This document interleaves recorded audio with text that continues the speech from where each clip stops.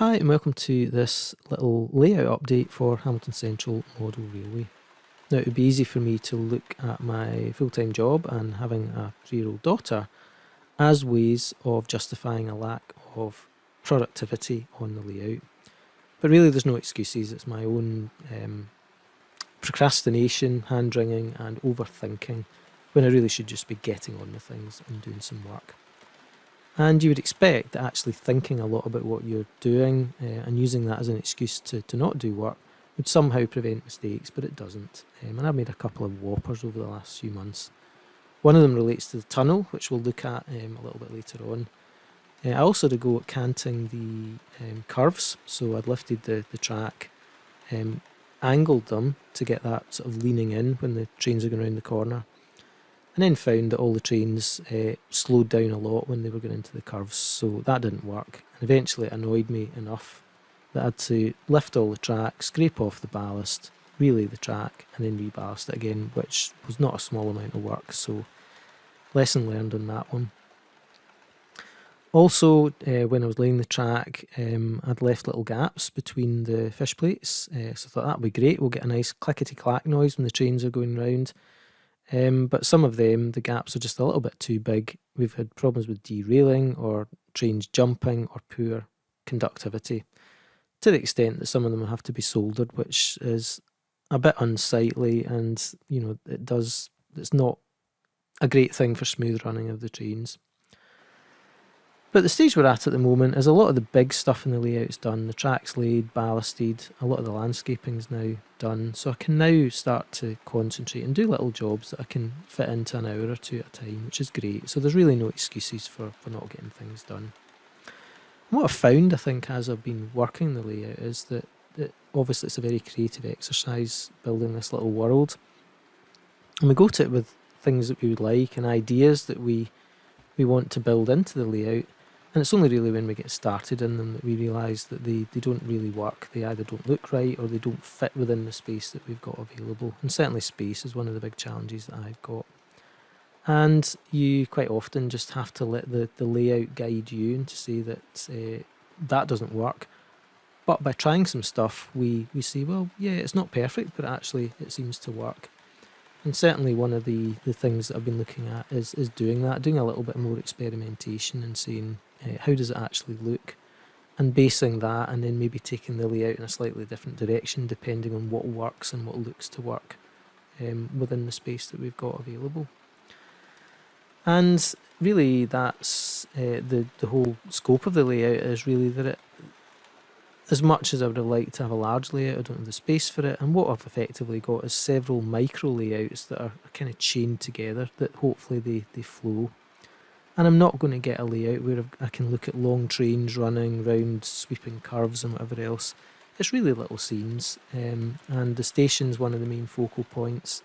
We've got the little wooded area down at the bottom with the pond, and then I'd kind of hoped that I'd have a tiny little area with a little bit of imagination and with blinkers on, we could convince ourselves that it's a main line and we can get some express passenger trains running along it. The last video I did, which was the BR Blue running session, one of the things that I found when I looked back at the footage was that there was a lot of clutter in the background. It was pretty unsightly, and it really doesn't look very convincing of trains running in the real world when you've got wall and clutter behind it. So definitely that gave me a kick this week to say, let's get some more back scenes in. And part of the problem I've got with back scenes is that the layout is still very much a work in progress, and I need to be able to access it. And what I've done is say, well, let's just make the back scenes temporary. Let's have it so that we can lift the back scenes in and out to allow us to get access to the layout to work on it or to take photographs. And I had spare back scenes available. I had some board available. Very crude way. We've just got bent nails that we drop the wood into, and it's allowed me to actually experiment in a couple of areas of the layout with adding some back scenes, and it's made a massive difference. The first is behind the station.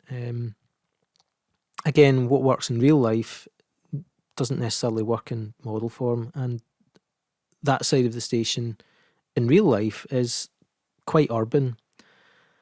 But I'm not going to get from a wooded area to an urban area within the very short space that I've got available on the layout. But I know I needed something back there. So we've added a wooded area back scene.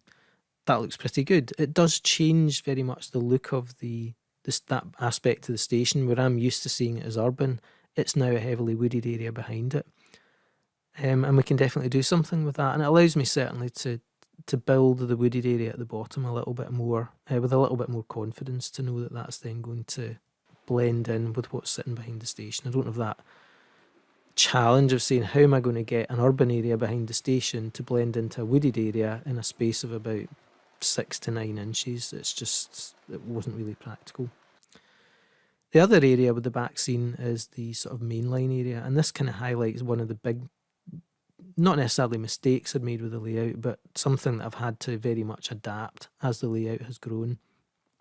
Originally, the idea was to have 2 circles, 2 ovals running round, and a hidden line behind the back scene that I could then load trains on and off with.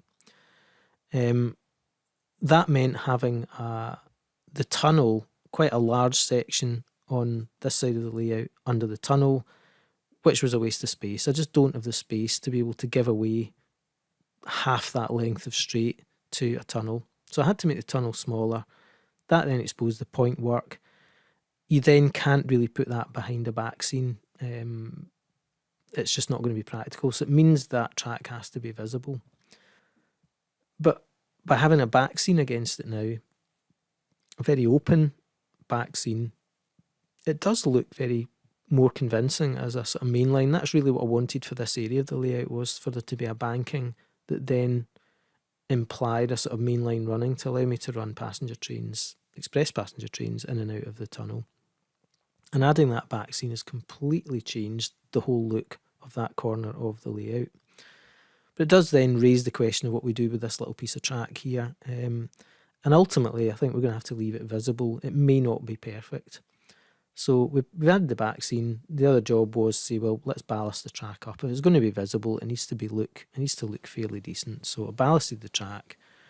Probably the next job is we'll do a little bit of work round about there, just getting the remainder of the sort of ground, grass and trees and things round about that area built up. It does leave the problem as well that we've got 2 different back scenes. We've got the wooded back scene, and then we've got the open area back scene. They don't really blend, obviously. There's quite an obvious split between them. So we're going to have to get something in there that kind of allows me to make the transition from one to the other. Whether or not I'll get away with that or not, I don't know. But certainly it's going to be trees. We're going to do lots of trees. And that's the next little bit of work that I've been doing this week, is that I'd certainly made a lot of trees. And what I've done is I've been kind of sitting them around about the layout to see what trees work together, where they sit. And the temptation is very much to go and make lots of trees and have hugely dense tree areas. But again, the layout this small, it just doesn't work. And less is more. We need the layout to breathe by not having lots and lots of trees crammed together. And that was quite nice, to have a range of trees in different sizes, to just be able to sit about and see, how does it work? Because that would be a big mistake of planting a load of trees and then saying that actually just looks really, really cluttered. So we've got a better idea now of the sort of tree density we're going to work with, and the size of trees, how we work with them. Generally, what I've been finding is that if we have to blend the colours of the trees so that we have stronger greens at the front, moving into weaker greens at the back, that then go into the back scenes. And that's why we really need the back scenes up, is that we need to build the scenery into the back scene. It's not something that we just tack on afterwards. Now that's going to be a challenge for this little bit of extra track here, because that runs pretty well at the edge of the layout, so we're not really going to get the chance to do that. I just need to see if I can get away with it. It may be we just crop it, or I need to lean down so that I don't see as much of the track work. I could probably just about get away with that. But with the trees, what we've been doing is making little pins for them so that I can now plant them in the layout. So it's a case of drilling out the trunk, adding a cut nail in it, gluing it in with cyanoacrylate, and then we can just simply push them into the built up areas, because they're all foam underneath, nice and soft. We can push them in, see how they look, if they don't really work, we can get them out and move them around. It doesn't produce any damage to the actual layout as such.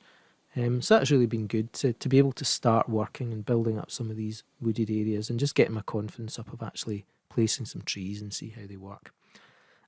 So not an awful lot of work this week in terms of lots of hours on it, but it was certainly moved on a little bit, and there's some bits that I think are really made a difference to the layout, and it's certainly increased the enjoyment of running some trains round about in it. So thanks very much once again, and we'll catch up next time.